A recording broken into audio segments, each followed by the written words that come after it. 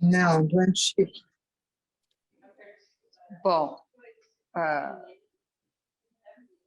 depende do novo, o novo de 2019.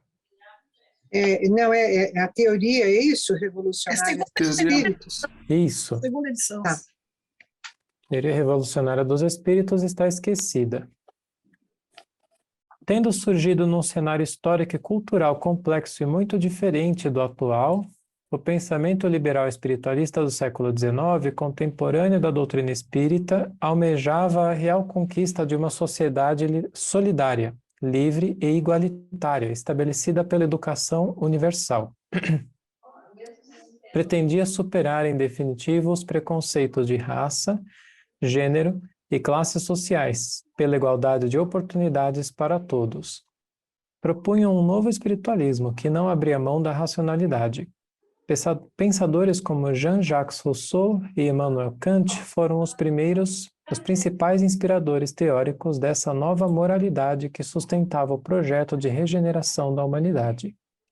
Para Kant, como descobridor da autonomia, essa força do dever, pela soberania da vontade individual na aplicação da lei moral, será o instrumento de superação das antigas doutrinas heterônomas do velho mundo. Aí ele cita: um dos aspectos que atestam a radicalidade da reflexão kantiana sobre a autonomia moral reside em que essa noção reflete, entre outras preocupações, a de recusar todo e qualquer fundamento externo à própria razão, para a necessidade prática que se impõe a nós na moral. Em mais de uma ocasião, Kant deixa claro que considera estar inovando ao situar a raiz moral na autonomia do sujeito e que julga que toda a história do pensamento moral, antes dele, não constitui senão uma sequência de variantes da heteronomia. Deixa eu ver a citação só. Citação de José Humberto de Brito Cruz, Os Limites da Mera Razão. Ô Paulo, Oi. eu queria chamar a atenção aí, só nesse trecho que você leu, que a moral como autonomia não iniciou com Kardec, né? Foi Kant aí que já analisou dessa forma. Sim. Né? Na verdade, até mesmo lá atrás, né, nos filósofos, Sócrates também já entrava com isso. A filosofia dos homens foi desenvolvendo esses conceitos e essas ideias de uma moral diferente, para falar de moral, né? Podemos dizer que Kant recuperou a moral de Sócrates, embora Kant, o que eu sei dele, ele não foi metafísico, né? Ele fez uma análise aqui do comportamento do homem mesmo. Oi, boa tarde. Eu estou no meu celular, meu notebook está sem internet. Eu quero saber qual a página que vocês estão lendo, e eu tenho aí a primeira edição. Eu tenho 23. A primeira edição do Revolução Espírita. É a 23? Terceiro parágrafo. Certo? Kant designa por heteronômico. Isso, a gente vai entrar nesse agora. Tá bom. Certo. Kant designa por heterônoma quando a vontade é determinada pelos objetos do desejo, condição em que o indivíduo submisso deixa-se governar cegamente por leis externas que lhe são impostas, atitude infligida às massas por todas as religiões tradicionais e também pela teoria materialista moderna como meio de dominação. É heterônoma a fé cega em dogmas. Nela se obedece por medo do castigo ou pelo interesse pela recompensa. Também é heterônoma a moral do egoísmo, dos desejos sem limites, dos privilégios e dos preconceitos. Já a autonomia moral representa a condição do ser que se governa por leis determinadas pela sua razão, a partir dos princípios morais que encontra em si mesmo, na sua consciência. O indivíduo moralmente autônomo atua voluntariamente no bem, no alcance de seu entendimento, escolhendo sempre a melhor forma de agir a cada circunstância que a vida lhe apresenta, visando o melhor bem possível para o maior número de pessoas. Essa lei moral universal abnegativa tem como finalidade a si mesma e não atuar como um instrumento da vontade em seus interesses. Não entendi isso. É? Eu não entendi isso. Essa lei moral universal abnegativa tem como finalidade a si mesma e não atuar como instrumento da vontade em seus interesses. Ela tende a ela mesma, não é isso? Ela Não é pautada em interesses, né? se outros elementos. Abnegada é porque ela é liberta de outros interesses, de outras coisas, né? A abnegação É autônoma, né? ela não depende de nada, né? Ela não busca nada para fazer. Então é uma lei moral universal, abnegada, né? Lembrando, boa tarde, Joel. Quando Oi, alguém... Joel. Boa tarde, pessoal. Boa tarde a todos. Tudo bem? Boa tarde, tudo jóia. Quando alguém quiser falar, pode me interromper, porque eu estou olhando em duas telas, às vezes eu não vejo, tá? Deixa eu depois eu continuo lendo, aí você pode gerenciar o sistema que você está tocando aí. Você quer ler aqui, como vamos ver? Posso ler? Alguém quer falar mais alguma coisa? Não, né? Então vou eu ler um pouco aqui. Como vamos ver na segunda parte dessa obra, para Kant, arrebatado pela leitura de Rousseau, em especial a obra O Emílio, a revolução no campo da moral provocada pelo filósofo genebrino se compara ao ocorrido nas ciências com as descobertas de Newton. Em primeiro lugar, Newton viu ordem e regularidade ligadas com grande simplicidade, onde antes dele só havia desordem e diversidade mal combinada. E desde então, os cometas percorrem órbitas geométricas. Em primeiro lugar, Rousseau descobriu, em meio à diversidade, as supostas figuras humanas, a natureza oculta no fundo dos homens, e a lei escondida segundo a qual a providência se justifica pelas suas observações. Nota. Emmanuel Kant, né? Isso aí é Kant falando. A lei natural que rege a moral não é externa. Está presente na consciência de cada ser, como definiu Rousseau em O Emílio. Consciência, juiz infalível do bem e do mal, que tornas o homem semelhante a Deus. És tu que fazes a excelência de sua natureza e a moralidade de suas ações. Interessante isso, né? Lembrando que o Emílio é uma obra educacional, né? O objetivo do Rousseau foi mostrar que o processo de educação da época estava corrompido e que alguma mudança se fazia necessária.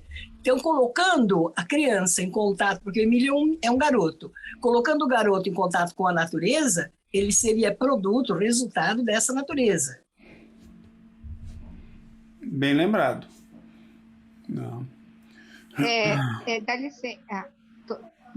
Então, voltando lá naquele capítulo, na dúvida do Paulo, onde ele falou, essa lei moral universal abnegada, quer dizer, talvez esteja linkada lá no começo do parágrafo, quando ele fala assim, deixa-se governar cegamente por leis externas que lhe são impostas. Então, são as leis da heteronomia.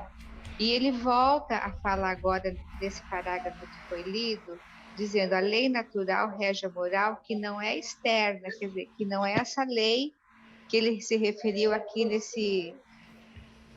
na heteronomia, né? Sim. É porque eu fiquei assim, nossa, porque ele ficou em dúvida, nossa, eu também estou em dúvida. Aí eu fiquei agora lendo onde é que eu ia catar o gancho dessa história, dessa lei moral universal, que é abnegada, né? Que as pessoas se conformam, não é desse jeito mesmo, aquela abnegação total, né? Então, uma coisa que eu acho que fica clara é o seguinte, o homem, desde que ele existe, isso é bem anterior a Jesus, né? Ele vem se deixando subjugar, ser submisso, né? Então você tem uma questão cultural, como a gente tem visto, a questão das falsas ideias, etc., que foi inicialmente usado pelas religiões, mas que depois vários outros métodos surgiram, não só a religião, né? Mas a religião é um dos principais. Quando você chega nessa época do iluminismo, eu acho que, me parece, né, eu não estudei profundamente todos os filósofos, mas que houve uma explosão de filósofos, de pessoas comprovadas, né, e daí a ciência surgiu. Acho que esse é um dos pontos mais importantes dessa época, que começaram a questionar a forma como as coisas são feitas, ou por que são feitas. Então a gente vê Kant, a gente vê... Tudo bem, teve Sócrates lá atrás, né? Muito tempo antes, 2000 anos antes, vamos dizer, até mais, né? Teve Sócrates lá, mas era um cara lá, perdido, né? Lá numa ilhazinha, lá no Mediterrâneo. Enquanto que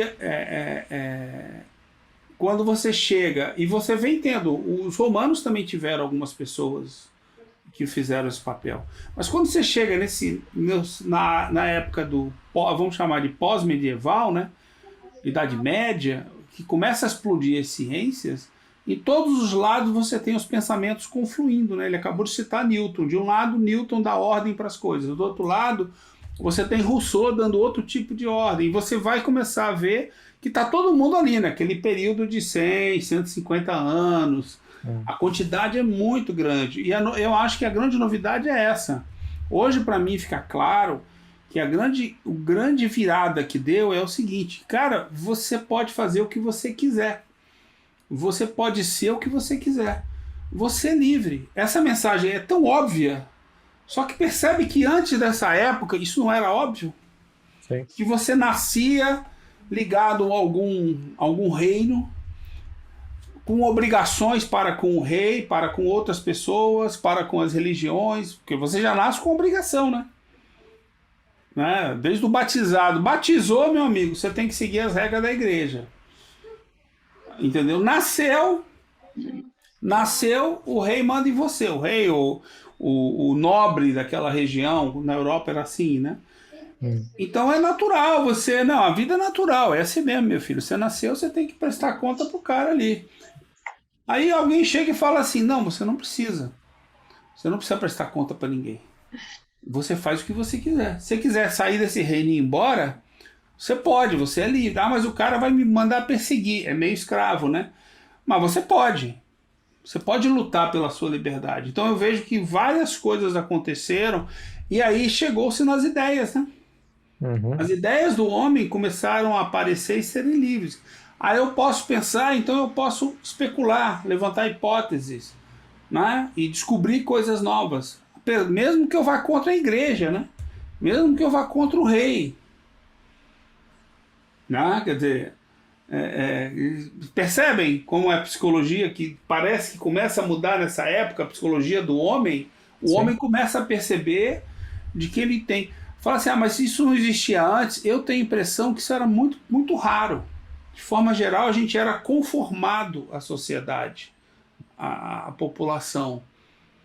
Né? Porque hoje eu posso não fazer, mas eu não faço por escolha. Antes não era por escolha. Antes era por obrigação, por comando. Eu não podia fazer. Entendeu? Eu não podia casar com quem eu quisesse. Eu não podia nada disso naquela época medieval. Eu tinha que plantar o que a sociedade precisasse, e quem mandava era o rei. Quem mandava era, né? Eu tinha que fazer o que os outros mandavam. Interessante que tudo isso veio com o desenvolvimento científico, né? Que é aquilo que a gente já sabe, Justamente, né? A gente avança primeiro em ciência para depois avançar em moral, né?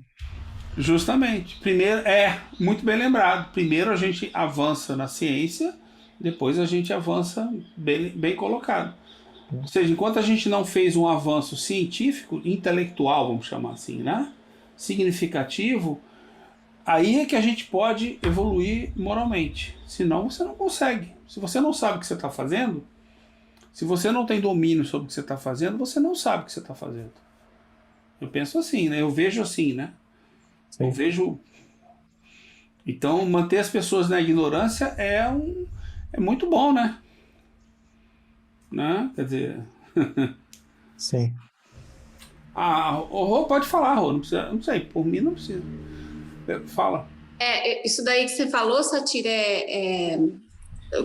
desenvolver a ciência, né? Porque começou a desenvolver a inteligência racional, né? A ciência nasceu por isso, né? Aí vem depois. Eu queria comentar sobre aquela frase que o Paulo ficou com dúvida também, né? Ó, essa lei moral universal abnegativa. Lei moral universal abnegativa. Tem como finalidade a si mesma e não atuar como um instrumento de vontade em seus interesses. Então, ela é uma lei para todos, ela não é uma lei egoísta, personalizada. Ela é abnegativa porque ela é uma lei para todos. E não atuar como um instrumento de vontade e de seus interesses. Então, não é uma lei feita para o interesse de alguns, né? A lei natural, a lei divina é para todos. Acho que é isso que eu quis colocar aqui. A abnegação é você abrir mão de alguma coisa, né? Depois você ser abnegado é você abrir mão de alguma coisa. Né? Então, assim, essa lei moral universal abnegativa, ou seja, é uma lei moral universal que abre mão de alguma coisa, de algum comportamento, né? Ou seja, e ela abre mão de alguma coisa e ela tem a finalidade em si mesma e não atua como instrumento de vontade de interesse. Finalidade a si mesma. Ela está em prol de si mesma, né?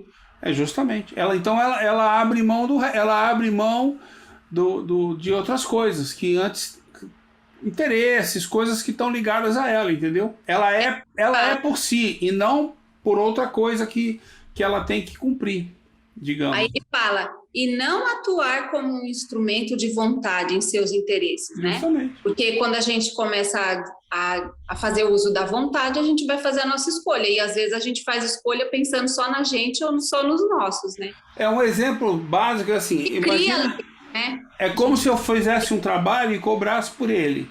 Num certo momento eu faço para você o trabalho e não cobro, e estou trabalhando abnegadamente.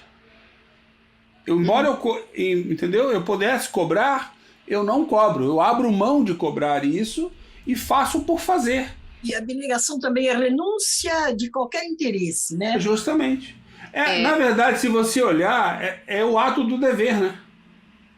E assim... É fazer sem buscar resultado ou atender a nada. Você não tem nenhum objetivo. Você faz porque é a moral que precisa ser feita. A lei... lei moral universal. Então, quer dizer que os espíritos mais evoluídos, né, que já se desenvolveram bastante, eles obedecem essa lei moral universal, que não foi feita a favor de um ou de outro. Não, é para todos, é igual para todos. É que assim, dessa forma você colocando, parece que essa lei é uma coisa externa, e não é esse o ponto. O ponto é aquela questão do ato do dever. É uma lei interna, justamente por ela ser moral para todos, é uma lei interna. Todos estão seguindo essa mesma lei. Que ela tem que pensar assim, ela é um ato do dever. Então quando eu atuo na moral autônoma, eu não tenho preocupação com resultados. Eu atuo pelo bem. Ponto final. É o bem pelo bem, sem busca de resultado algum. Porque se é uma lei interna, né? Você tá... Mas aí não tem outra maneira. Segundo a sua consciência. Mas qualquer coisa externa tem interesse ligado. Mas, Satir, eu acho que o meu entendimento é o oposto ao de vocês dois. O meu entendimento é que essa lei aqui, universal, ela é uma lei externa. Por que abnegativa? Não é porque é abnegativa porque ela influencia a vontade do outro. Não. Para estar abnegado à questão lá de cima. Quanto à vontade é determinada pelos objetivos do desejo. Quer dizer, a vontade do indivíduo tem que estar abnegado a essa lei externa. Não é essa. Você está tendo uma visão heterônoma. Você está se subjugando a alguém. Lei moral. Você está se subjugando a alguém, a uma vontade externa. Não é. É o que diz aqui em cima. O indivíduo moralmente autônomo atua voluntariamente no bem. No alcance de seu entendimento. Ou seja, até onde eu entendo e eu consigo, eu vou agir voluntariamente, escolhendo a melhor forma de agir, não é obedecendo a cada circunstância que a vida lhe apresenta. Eu faço porque eu acho que aquele é a melhor maneira de se fazer. Não porque tem uma regra, uma lei externa. Por isso que eu falei, cuidado com a palavra lei. Não porque tem uma lei externa. Isso, Mas entendeu? a gente tem que tomar cuidado também com o português. Quando ele fala assim, olha, tenha finalidade e não atuar como instrumento da vontade. Ó, quem não atua como instrumento da vontade, o que é? Está indo contra a vontade. Onde é que está isso? Desculpa. A última linha lá desse parágrafo grande. Tá, essa lei moral universal, abnegativa, tem como finalidade a si mesma, justamente, é o que eu falei. É o bem pelo bem. Ela não é egoísta. Essa lei moral universal não é egoísta. Eu acho que ele está falando isso. Não, mas não eu acho que a interpretação... Olha um pouquinho acima, no mesmo parágrafo. Né? Quando ele começa, moral... o indivíduo moralmente autônomo atua voluntariamente no bem. É o que eu falei, é o que eu li agora. Que é o que você está dizendo, no alcance de seu entendimento, escolhendo sempre a melhor forma de agir a cada circunstância que a vida lhe oferece, lhe apresenta. É o ato do dever. O melhor bem possível para todos. Isso, não, é o melhor é o bem pelo bem, sem interesse algum, é o ato do dever. E é interessante, a gente estuda no espiritualismo racional, ou seja, eu não faço o bem porque eu quero ajudar o meu filho, porque eu quero ajudar a minha mãe, porque eu quero me ajudar, porque eu quero ajudar a sociedade. Não existe. Que é melhor para todos. Não, o que eu acredito dentro do meu entendimento, isso aí, que é o melhor. Por que do meu entendimento? Porque eu não tenho um entendimento absoluto de imediato. É gradativo. A aquisição da inteligência, né, como a gente sabe, das faculdades da alma, elas são gradativas. Então, à medida que o meu entendimento melhora, eu começo a me livrar desses interesses todos e agir o bem pelo bem. Isso mesmo. E quando eu falo egoísta, é tipo assim, ó, eu faço o bem para minha esposa, para o meu filho, para o sobrinho, só para a família ali. Para as outras pessoas, eu não faço, não. Mas já é um ótimo começo, Rosângela. É egoísta, sim, mas é egoísta. Mas o que ele está falando aqui no livro, não, é para todos. O primeiro passo é esse, mas você percebe que esse é uma dependência. Quando você faz com algum interesse, você está dependente. Eu entendo que aqui não há essa preocupação em fazer o bem para outro. Faz o bem pelo bem. Faz o bem pelo bem. Isso.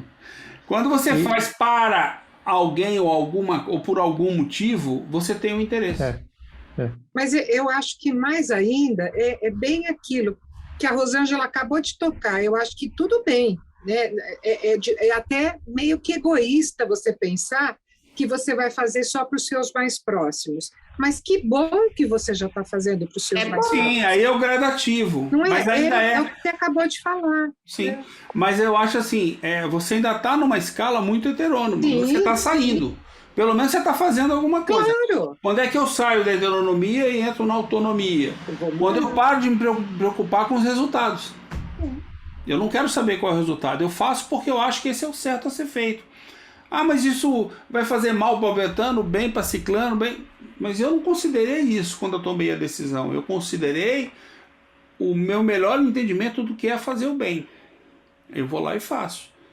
Entendeu? Aí eu não estou pensando... E eu não estou pensando em alguém, ou em alguma coisa, ou em alguma sociedade. Vou fazer isso pelo bem da sociedade. Por exemplo, olha... E você não é autônomo ainda. Quando você faz completamente pela família, pelos meus filhos, você ainda está visando um retorno que é externo de você. Então não é autônomo, é o que autônomo. O que a Carmen quis dizer é que é um início. É um início, mas está muito distante. Isso a gente já faz. Isso a gente faz com facilidade hoje. O problema é evoluir disso para uma abnegação. Eu não, entendeu? É ser abnegado. Eu não estou preocupado com nada disso. Deixa tudo para lá, deixa todo mundo para lá, faça o bem. O bem está dentro de você. O indivíduo ateu que faz o bem para o próximo de modo geral, ele está exatamente exercendo... Não precisa. Qualquer pessoa pode fazer isso. Não, eu falei, você não precisa ser espírita para saber fazer isso. Você pode fazer o bem pelo bem. Eu dei exemplo do ateu porque ele não acredita em retorno, ele não acredita em nada. Ele não acredita em Deus, ele não acredita em vida, então ele faz o bem pelo bem. Não é bem assim. Você pode ter uma pessoa que é ateu, mas ela busca resultados quando ela toma as ações. Cuidado.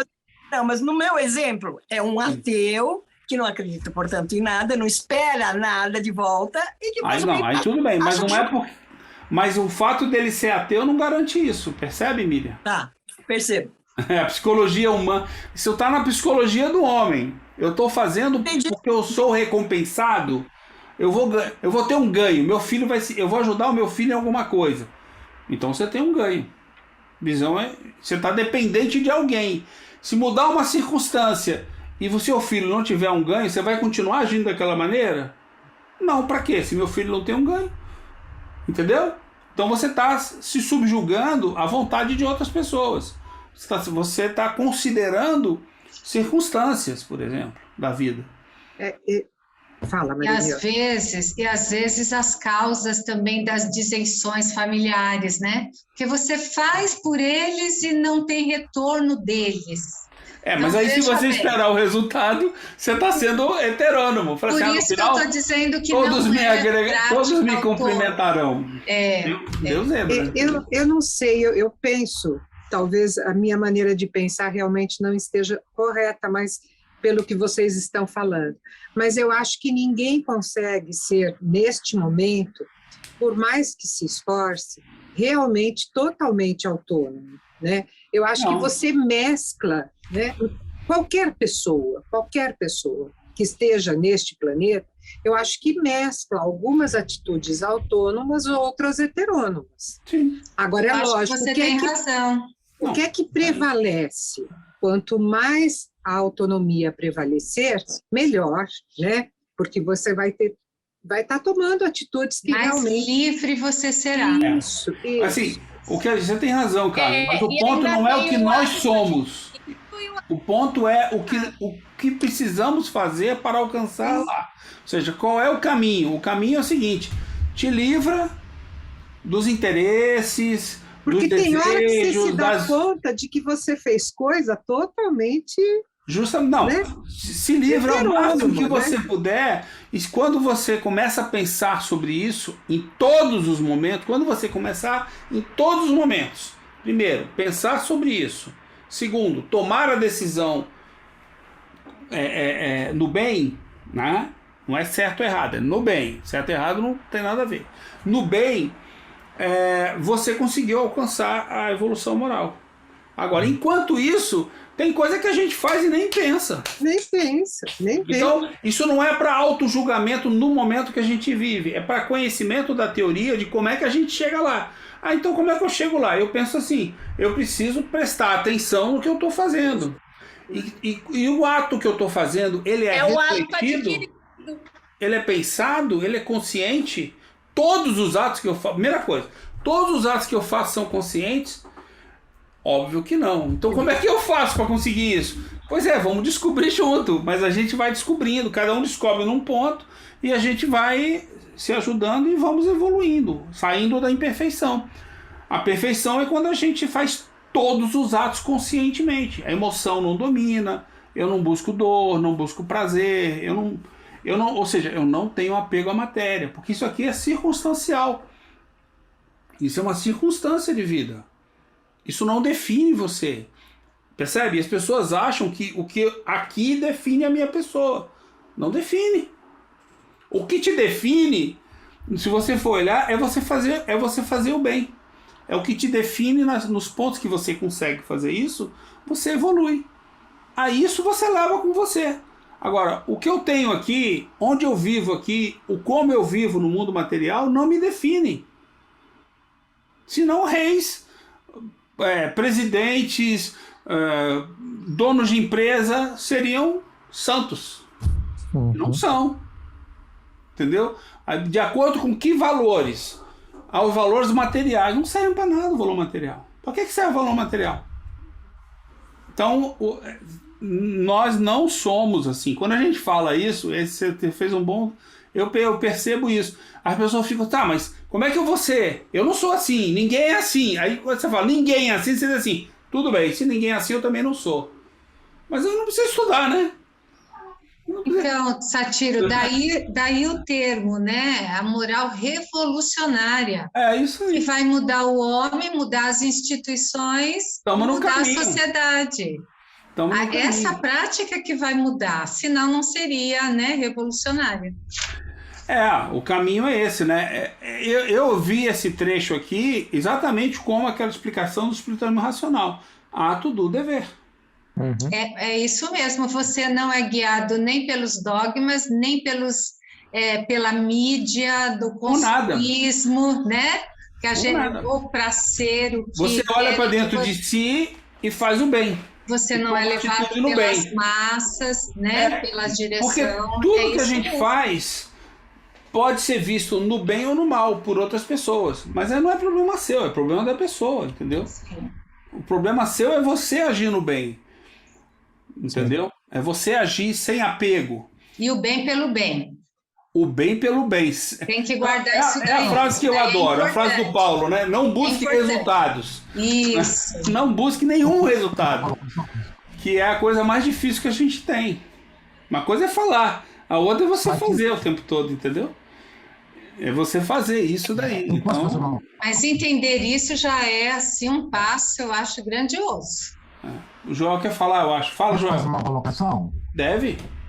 E só dar uma palavrinha para eu sair, entrar mudo nessa reunião e sair calado. Vocês estão falando do bem e do mal, né? Então, Deus já colocou na nossa consciência o sentido do bem. A gente não segue o bem porque a gente não está antenado, somos seres em evolução. Sim. Eu queria falar, quando você citou, o Satiro citou há pouco tempo, a questão de pessoas que são ateias e fazem o bem.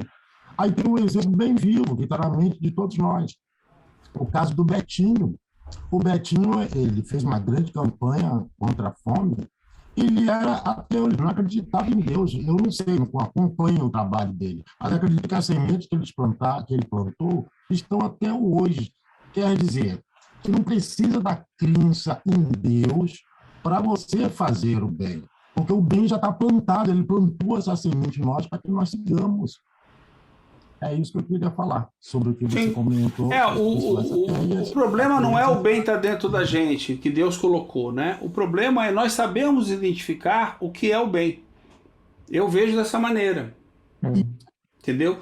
Aí uma forma que você tem, na minha opinião, para identificar o que não é o bem, é você ver o seguinte: quando eu tomo uma decisão de fazer alguma coisa, fazer um ato, essa decisão ela está subordinada a alguma coisa externa, qualquer coisa externa. Se ela tiver, você está numa visão heterônoma. Você não está exercendo a sua liberdade. Entendeu? Você tá fazendo por um motivo externo. Seja lá qual for o motivo externo. Entendeu? Pode ser porque você quer ajudar o teu filho. Mas é um motivo externo. Aí você privilegia o seu filho e prejudica outras pessoas. Entendeu? Dentro de outros. Pois é, aí a evolução, quando você faz isso, não interessa o que as outras pessoas percebem. Interessa o ato que você fez, o aprendizado que você obteve. Nós estamos falando aqui de psicologia da alma. Então eu estou falando de mim mesmo, eu não estou falando do outro. Se o outro acha que fiz o bem ou o mal, não me ajuda em nada isso, entendeu? O que me ajuda sou eu. Porque eu fiz o bem. Tenho certeza que eu fiz o bem. Não, entendeu? Da melhor maneira que eu conseguia. Eu me sinto bem. Agora, se eu tenho certeza de que eu não fiz, eu fiz por interesse de alguma coisa, isso me incomoda. Será que eu não podia ter feito diferente? Isso fica remoendo na minha pessoa. É daí que nasce, por exemplo, em algumas situações, o sofrimento. Se eu começar a repetir isso, eu vou sofrer. Aí eu vou começar a fazer coisas que não são voltadas para o bem. Eu vou ser imperfeito. O sofrimento é inerente à imperfeição, amigo. Alguém causou sofrimento em você? Nunca. Você causou sofrimento em você. Porque você escolheu um caminho que não é o do bem. Se você não escolhe inconscientemente, tudo bem. Você tem pequena responsabilidade. Mas se você escolhe conscientemente, aí é que o sofrimento bate na porta. Você está escolhendo fazer algo e é muito fácil você se justificar. Minha percepção, tá? Estou passando o que eu penso. É muito fácil a gente se justificar vendo que fez o bem a alguém. Ah, não, mas em compensação eu fiz o bem a fulano. Isso justifica? Isso justifica, entendeu? Quer dizer, fazer o bem, presunção também não tem nenhuma serventia. Se você faz o bem... Você fazer o bem ao outro, ele tem que ser uma coisa sem que você espere o resultado, o agradecimento, a recompensa. Você não pode constranger o auxiliado. Hein? Quando você faz o bem a alguém, você não pode constranger a pessoa que está sendo auxiliada pelo bem que você fez a ela. Não, pois é, mas se você... eu gosto muito daquele exemplo do Paulo, né, famoso, que ele dá, você dá um cobertor pro cara, o cara te xinga, te manda merda, e não te agradece pelo cobertor. E aí, como é que você se sente? Eu simplesmente viro as costas e vou continuar fazendo bem para o outro. Pois é, mas assim, esse é o exemplo, entendeu? Pô, o cara podia pelo menos ter me agradecido. Pô, você tá esperando uma recompensa. Percebe? Você tava esperando que alguém falasse, então um amigo seu chega no teu e fala assim, cara, deixa esse cara para lá, você tá fazendo o bem. Pronto, você já conseguiu a recompensa que ele não te deu, o teu amigo deu para você. Aí você, agora eu tô aliviado. Agora, se você está realmente preocupado com qualquer pessoa, você vai fazer, e se a pessoa acha que aquilo é bom ou ruim, é um problema dela. Você faz porque você acha que aquilo é bom. Entendeu? Você faz, não, eu acho que isso aqui para essa pessoa é bom, e eu não fiz. Porque quando você planeja, você busca resultado. Eu tenho percebido isso. Toda vez que você planeja fazer um ato, pode ver que por trás tem um interesse ali. Mas o Satiro, é aí que eu quero entrar. Tudo é relativo, sabe o que a tua fala aí também? Pelo seguinte, foi o que a Marineuza falou, às vezes problemas até familiares nessa questão. Um pai tentando ajudar o filho. Eu tenho exemplo na minha casa. O meu irmão fazia absolutamente tudo para alavancar a vida profissional do filho como um homem de negócios lá na nossa cidade. Isso. Quando o filho atingiu o topo, ele pegou o pai, deu um puxão do tapete, que falou, aqui no meu negócio você não entra mais. E aí? E mas qual é o ponto? Você está falando o quê? Da atitude do pai ou do filho? Não, do pai ter feito bem para o filho ter puxado o tapete, e aí fica aquela mágoa, fica o ressentimento. O pai não vai falar, puxa, ok, não tem importância que meu filho me traiu, eu fiz um bem para ele, ele está milionário hoje, mas... Então... eu estou agradecido, não tem importância... Não, mas se você fala isso, você já está, de alguma maneira, esperando um resultado. Um agradecimento do teu filho... Não, reconhecimento de que você fez tudo por ele. Mas não a traição. A traição ninguém espera. Mas traição é busca... Se você julga como traição, você está esperando um resultado. Porque você espera um resultado X que não veio, ele te deu Y, que é a traição. Eu acho relativa a sua parte. Me diz.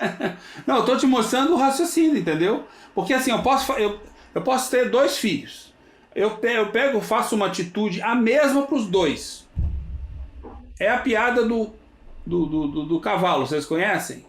É que, o Satiro, não basta saber, tem que praticar. Eu sei não, que... O problema não é você praticar. Se você está se guiando pelos quando alguém é ingrato, é isso que ela está falando. O ponto eu estou fazendo uso da minha inteligência e do meu raciocínio, mas e a minha ação? Como é que é na hora do vamos ver? Pois é, mas o problema não é a ação que você toma, é o motivo que te leva a tomar ação. Se você toma ação esperando um retorno externo, e nós fazemos isso em vários pontos... Mas a gente tem hábitos condicionados e isso vai fazer parte do nosso hábito adquirido. Mas, Rosângela, isso daí eu acabei de falar antes. Nós não estamos julgando circunstâncias... Eu não estou pedindo que reconheçam, e eu estou bem com isso. Eu fiz porque eu quis, eu fiz porque eu julgo que era o correto, eu fiz porque é o meu dever, e pronto. Estou tranquilo. Agora, isso faz parte do hábito adquirido. Então, justamente. Quando eu adquiri esse hábito de não querer mais agradecimento, recompensa, que lá, aí eu tô de boa, tô em paz. Pois é, não. Agora, enquanto não... Tudo que você está falando, aí, a pessoa vai distraída, ela vai sentir não, mal. percebe o seguinte. Por isso que a ação... A gente está começando a compreender com a inteligência, com o raciocínio. Agora, pôr na ação, no dia a dia... Esse é o nosso aprendizado. Entendeu? O hábito Só que nós não estamos falando aqui como exemplo de julgamento. Nós estamos falando como exemplo da teoria da autonomia. Ou seja, nós estamos buscando aprender, né, é meu entendimento, como funciona para a gente evoluir. Porque eu posso aqui me explicar para vocês muito bem, 10 mil vezes melhor os erros que eu cometo. Mas isso não resolve o problema. Eu continuar a cometer, eu quero saber como é que eu saio dessa forma de agir. E aí a gente está comentando isso. Então tá certo. O ponto é o seguinte, a parte externa toda, ela não pode te trazer resultado nenhum, ela não pode te influenciar. Você tem que pegar, observar, aprender, botar para dentro e agir da maneira que você consegue agir, porque depende do entendimento. Então, em algumas coisas eu posso ter aprendido e estou agindo no bem. Em outras eu continuo agindo no mal. Em outras eu estou condicionado. Eu nem parei para pensar ainda que eu devia pensar naquilo. Isso é para todo mundo aqui. Mas o ponto é o seguinte, eu estou dizendo assim, eu acho que quando a gente percebe que a gente tem algum interesse, uma coisa dá para identificar. Eu estou agindo heteronormamente. Jesus trouxe para a gente, por exemplo, a parábola do filho pródigo, que numa primeira leitura você fica pensando como que ele pode achar e de uma certa forma festejar a volta, o retorno daquele que nunca deu atenção, né? Então, assim, é exatamente a capacidade de você ser abnegado a esse ponto, coisa que nós estamos, eu estou distante disso. Em algumas coisas a gente faz, e muitas a gente não faz. É o diacho. No filho pródigo, o filho chega nele e fala assim, pai, eu quero conhecer o mundo, quero conhecer a vida e tal, e quero a minha parte da herança, o que era justo lá na época, porque se o pai tem os filhos, divide a herança. Isso só em relação a filho homem, né? E mulher nem pensar. Aí o pai pegou e achou justo que ele dividia a herança, deu para o filho lá levar a parte dele. O filho levou, gastou tudinho e ficou com medo e com vergonha de voltar, mas ele se superou e voltou. E o pai recebeu ele com festa. Então o pai, ele tinha esse entendimento de que eu fiz o meu dever, dei a herança, dei tudo para o que ele pediu, ele tem a vida dele, ele foi viver no mundo e ele escolheu voltar. Se ele escolheu voltar, a minha felicidade, eu enquanto pai, nossa filho, que bom. E o filho voltou tão melhor porque esse pai concedeu a liberdade para ele. Ele não ficou aprisionando, não, você é meu filho, eu tenho que fazer o bem para você e é debaixo da minha asa, eu tenho que te controlar. Não, né? Então, ele concedeu ao filho e eu acho que a gente está escolhendo. Eu acho assim. Que a consciência dele falou. Eu acho que a gente está escolhendo um exemplo muito complexo. Pai e filho. Aí ele vive a vida dele. Eu acho que é um exemplo muito complexo. Vamos usar o exemplo. Um exemplo que tem o filho. Você dá um prato de comida para a pessoa no meio da rua? Você dá o prato de comida e espera o agradecimento? Ou você dá o prato de comida, às vezes você nem tem um prato de comida, mas você olha a pessoa e a pessoa até lhe pede, fala assim, tá bom, eu tenho condição, peraí que eu vou dar para você aqui um prato de comida. Eu vou lá e dar um prato de comida. Eu não tenho nada, primeiro assim, eu não tenho nada a ver se ele está com fome ou não. Foi ele que caçou aquela coisa para ele. Mas se eu tenho condição e naquele momento eu posso parar, me dirigir a um restaurante, comprar uma comida e dar para ele, e eu faço isso, sem esperar o agradecimento, sem esperar nada. Entendeu? É uma coisa. Agora, se eu faço isso, e no final eu quero que ele me diga, valeu, senhor, e eu espero, ele não me dá o valeu e eu saio chateado, é a mesma coisa, eu fiz tudo igual. Só que não eu espero a recompensa, o retorno, algum resultado do meu ato, no outro eu não espero. Se você espera o resultado... Aí que entra, Satiro. Não, pois é, mas então, ponto, deixa eu acabar a ideia. Se você espera o resultado, você está agindo heteronomamente. Ponto final. Gosta ou não gosta, você está agindo heteronomamente. É o que a filosofia fala pra gente. Eu penso que eu estou fazendo o meu dever, segundo a minha consciência, eu não vou esperar nada. Eu vou lá, faço... Mas eu não... Mas Estou fazendo o meu dever, eu não estou... Mas é isso que a gente está falando. Nós estamos colocando os parâmetros, não em relação aos indivíduos. É o meu dever. Pois é, amiga, mas você não pode julgar isso no outro. A lei moral universal, abnegativa. Lei moral universal, abnegativa. Está na nossa consciência, é o meu dever. Então, mas é isso que eu estou falando. Nós estamos falando a mesma coisa, Rosângela. Só, sim. Entendeu? Eu só estou querendo falar, resumir mais, né? É que o ponto, eu resumo assim, se você espera o resultado, seja qual for, você é heterônomo. Você está agindo heteronomamente. Não interessa se você é heterônomo ou não é. Até porque ninguém vai te julgar. Se você é heterônomo, o que adianta? Eu posso falar, o Joel é um cara altamente autônomo. Ok, aí Deus vai pegar lá e marcar. Satiro diz que ele é autônomo. Eu acho que quando ganhou um pontinho, o Joel. Não existe isso, entendeu? Reconhecimento. Quando você fala resultado, eu acho que a gente pode usar reconhecimento. Também, reconhecimento é uma recompensa. É meu dever. Mas reconhecimento é uma recompensa. A palavra certa é recompensa, amiga. Que a gente fala o tempo todo aqui. Se você espera alguma recompensa... reconhecimento. Ou se eu estou esperando reconhecimento ou uma recompensa... Qualquer o tipo. Não é heterônomo. Ou eu simplesmente estou querendo ajudar o outro porque eu acho que aquela ajuda que eu estou fazendo para o outro vai me ajudar, de repente, porque ele vai agir diferente comigo. Papai do céu tá vendo.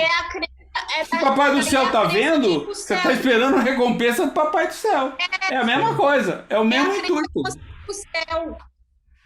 Eu vou ser bondoso porque daí eu vou pro céu. Justamente. Mas isso daí, eu vejo esse tipo de situação muito mais como condicionamento. A gente educa os nossos filhos assim.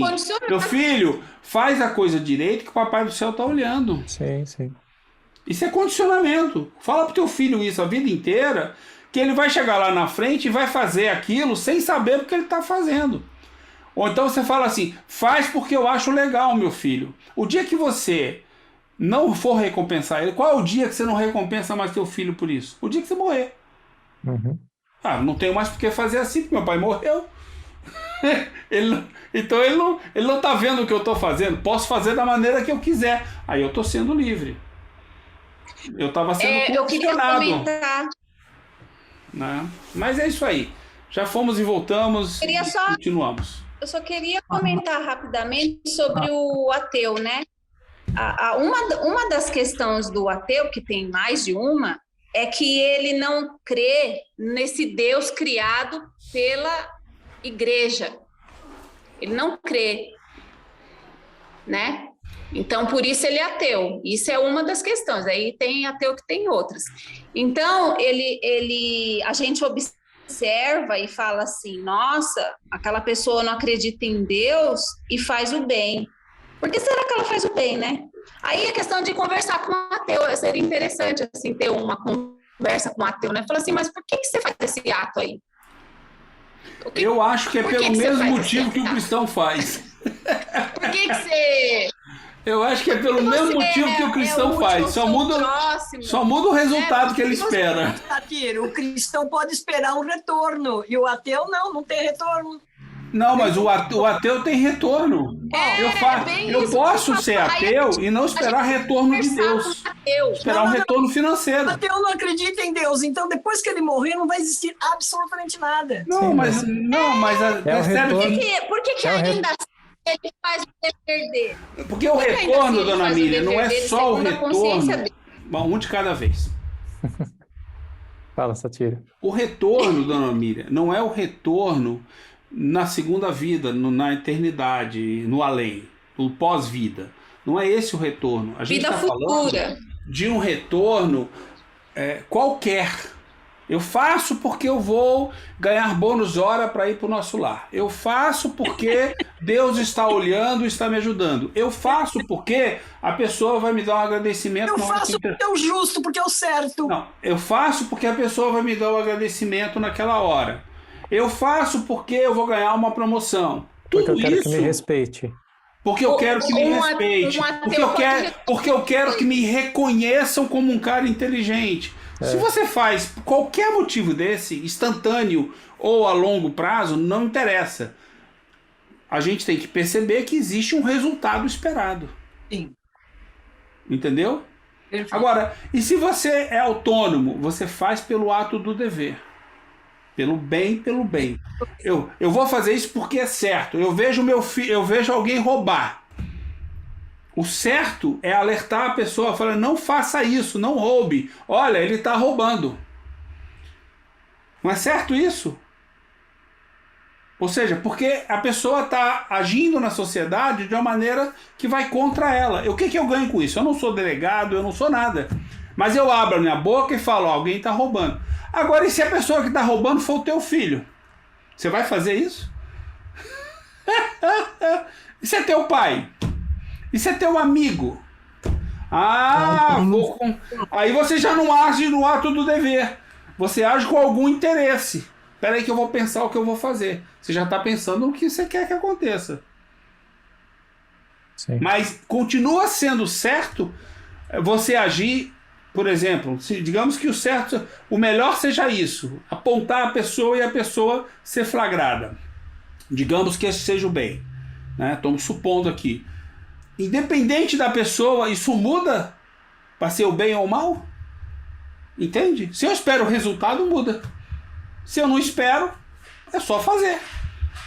Ah, mas aí você está fazendo mal para milhares de pessoas. Eu não. Eu estou fazendo porque eu acredito que esse é o bem. Como as pessoas vão sofrer isso, é um problema delas, entendeu? Do mundo, não é meu problema. Eu posso fazer por mim. Ninguém pode fazer nada para que eu evolua. Nem eu posso fazer nada para que ninguém evolua. Só eu vou evoluir dentro de mim. Até porque, tem um outro detalhe aí, percebe que a nossa discussão toda está em cima, esse é um grande erro. Isso aí é uma falsa ideia, né? Está em cima do mundo material. E o nosso mundo não é material. Nós não somos matéria. Então não interessa se você até morre nessa vida, você vai ter outra. E a vida espiritual é a que prevalece. É a que prevalece. Você é sempre o espírito, você nunca morre. Então, para que tanto apego na coisa material? Por que você está preocupado se seu filho vai se dar bem ou vai se dar mal? Ou se o fulano vai se dar bem ou vai se dar mal? Faça pelo bem. Aí você evolui. Aí se eu não fizer pelo bem, você vai viver as consequências disso. Entendeu? Que quando você escolhe um lado na matéria, você não tem solução. Outro lado vai ficar descoberto. Se você cavucar, tu vai acabar achando alguém que você fez mal. Entende? Agora, se você ensina a pessoa com o seu ato do bem, ela tem um exemplo em você. Ela usa se ela quiser. E as circunstâncias que eu estou vivendo aqui, de doença, de pobreza, de todos os males que as pessoas dizem que sofrem no mundo material, isso acaba um dia que eu vou embora. E eu não levo nada. E eu não trago nada. Não interessa se eu sou rei ou se eu sou mendigo. Interessa é a evolução que eu obtive como rei ou como mendigo. Só isso que interessa para a evolução. É a psicologia da alma. Ou seja, deixa para lá a matéria. A gente tem que cuidar do corpo, mas a recompensa não está na matéria. Não é isso? Como é que Jesus fala? Tem uma frase que ele fala, né? Que não é aqui, não é nesse mundo que a gente vai conseguir a recompensa, é em outro mundo. A felicidade não é desse mundo.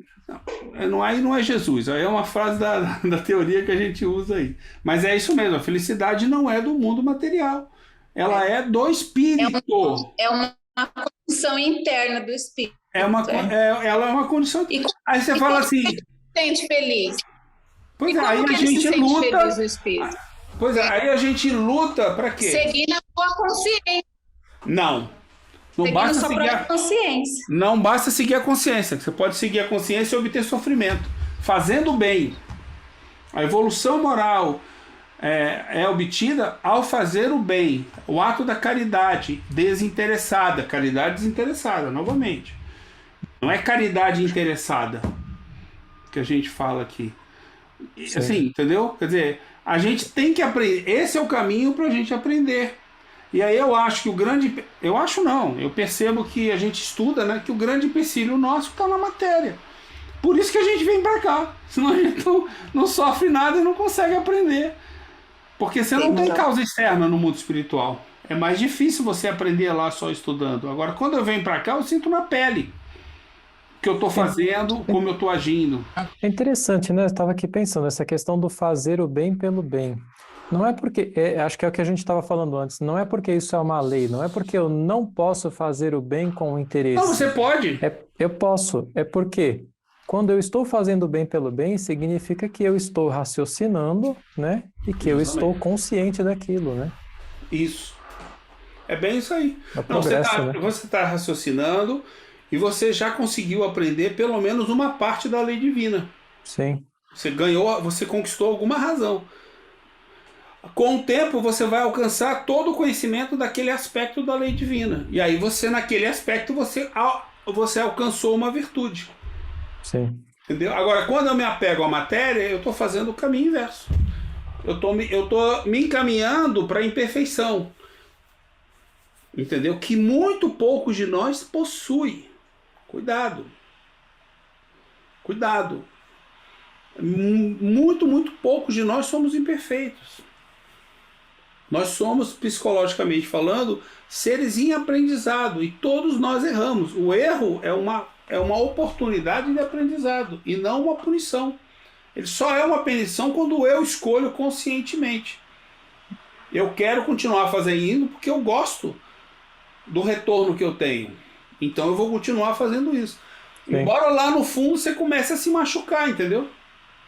Até chega um dia que você está sofrendo um monte. Quem é culpado disso? Deus? Que te impôs? Você mesmo. Aí você se convence. Acho que está na hora de fazer diferente, porque dessa maneira não dá. Quem sabe fazendo da maneira que eu já sei como é que é e que eu nunca quis fazer. Aí você começa a se desapegar e começa a mudar. Aí você retoma o caminho. Se arrepende e retoma o caminho. Não.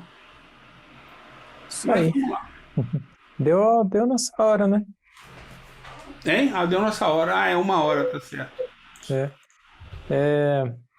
Acho que deixa então para o próximo dia, né? Eu ia falar aqui de pensamento Então, de Marx. Enquanto pensadores, né? De Marx. Tá. Então tá joia, né? Valeu, pessoal. Valeu, gente. Até semana que vem. Até mais. Até semana que vem. gente. Até. Tchau. Tchau. Muito bom. Sempre bom, né? Na iPad.